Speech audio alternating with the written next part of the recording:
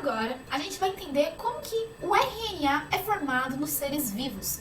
A gente viu que a replicação, o processo de formação do DNA, para que novos DNAs existam, é necessário uma molécula pré-existente aí de DNA que será copiada, né, formando novos DNAs.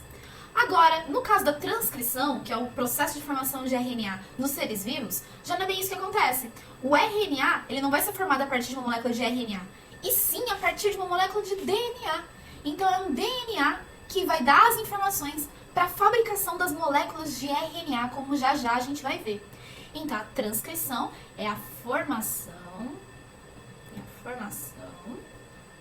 de RNA a partir do DNA. E esse DNA, que pode ser lido e participar do processo de transcrição, é o que nós chamamos de gene.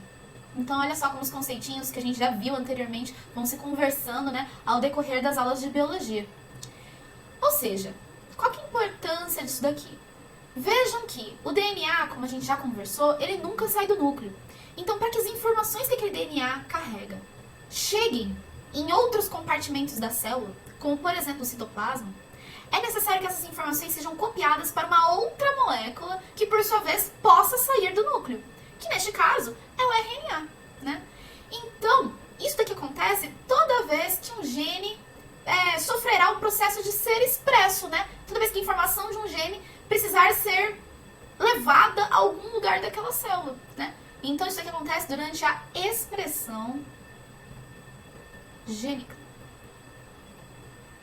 Seja para regular as reações químicas da célula, seja para formar uma nova proteína, como a gente vai comentar quando a gente for estudar a tradução.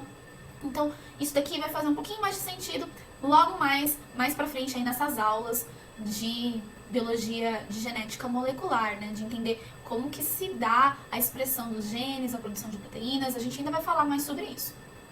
E onde que ocorre? Bom, se o DNA nunca sai do núcleo e para formar RNA nos seres vivos é necessário DNA, então a transcrição ela acontece no núcleo, onde a gente tem o DNA.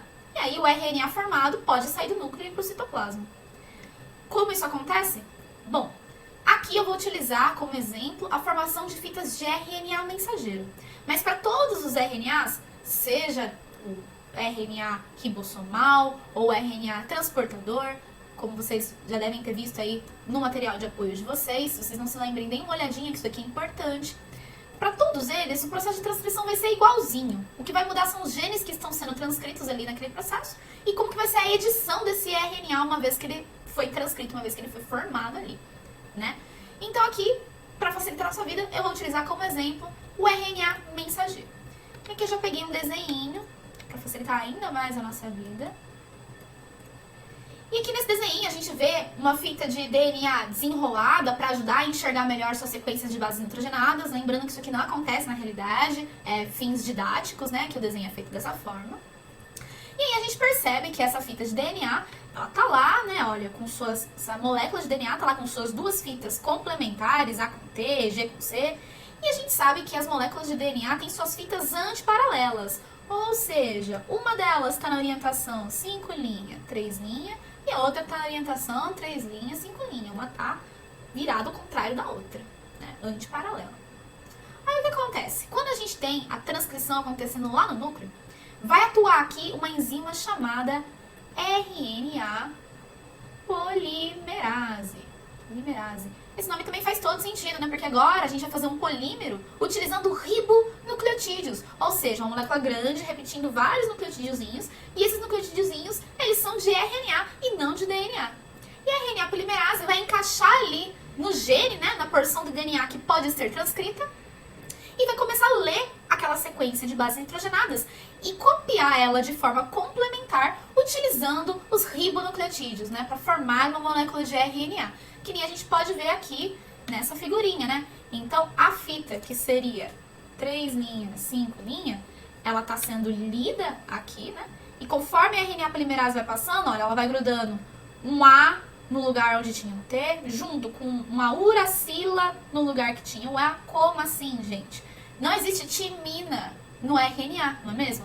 Então, no RNA, a adenina vai parear com uracila. Citosina continua pareando com guanina, timina continua pareando com adenina, só que a adenina agora, para formar um RNA, não existe timina no RNA, então a adenina ela pareia com uracila e assim em diante, formando a nossa molécula de RNA aqui no final desse processo. Esse RNA aqui a gente chama de pré-RNA, nesse caso mensageiro, né, porque a gente está estudando o mensageiro. E esse pré-RNA, ele ainda não vai para a próxima etapa aí, que seria a tradução. Ele ainda vai passar por algumas edições, algumas modificações, e uma delas que é bem importante, que é o splicing, a gente vai ver em um outro vídeo. Então fiquem de olho aí nos próximos vídeos para entender o splicing, que é um assunto mais recente, que vem caindo bastante nos vestibulares mais atuais, mais específicos de biologia. Agora, vamos dar alguns nomes importantes aqui. Esse pré-RNA mensageiro que se formou também pode ser chamado de transcrito, porque ele é o resultado direto da transcrição. Agora, nessa fita de DNA aqui em cima, percebam que a fita 3', 5', que foi lida pela RNA polimerase para a formação do RNA, a gente vai chamar ela de fita molde, já que ela serviu de molde para a fabricação do RNA. Já a fita aqui de cima, né, 5', 3', essa fita ela não participou diretamente da transcrição, mas se a gente observar, ela contém a mesma sequência de nucleotídeos da fita de RNA formada. E agora um spoilerzinho aqui. A gente chama de códon cada 3 bases nitrogenadas que a gente observa ali, né? Uma sequência de 3 bases nitrogenadas que a gente observa na fita de RNA mensageiro. Então, olha, AUG é um códon. Olha, percebam que essa fita aqui tem essa sequência, né? Ó, só que no lugar de U tem T, porque é DNA. ATG. AUC é outro códon. Perceba que esse outro códon também está presente nessa fita de DNA, né? Só que no lugar do U tem T, ATC.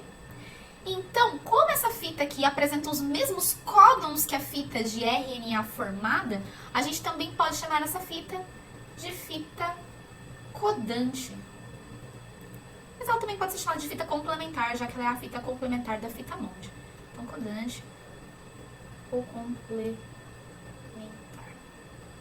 Então é isso, gente. Esses são os termos importantes aí de vocês conhecerem. Percebam que a transcrição ela é bem simples. Simplesmente chega lá a RNA polimerase, que vai ler a fita molde do DNA e copiar essa fita molde utilizando ribonucleotídeos, formando uma fita de RNA. E esse RNA, por sua vez, que não está maduro, vai ser editado lá no citoplasma e vai exercer outras funções que a gente ainda vai ver. Então fiquem de olho.